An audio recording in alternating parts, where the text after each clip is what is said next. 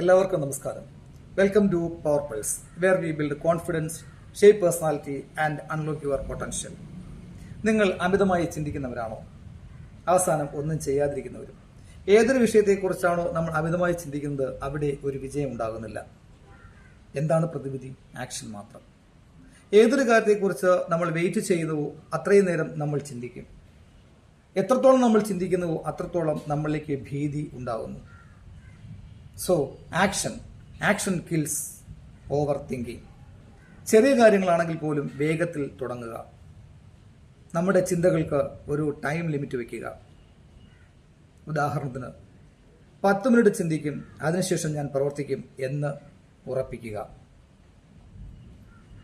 ചിന്തകൾ ഒരിക്കലും നമ്മളെ കൺട്രോൾ ചെയ്യരുത്. നമ്മൾ ചിന്തകളെ കൺട്രോൾ ചെയ്യുക. എല്ലാം കൺട്രോൾ ചെയ്യാൻ കഴിയില്ല, എന്നാൽ നമ്മുടെ ഇഫേർട്സുകളെ നമുക്ക് കൺട്രോൾ ചെയ്യാൻ സാധിക്കും.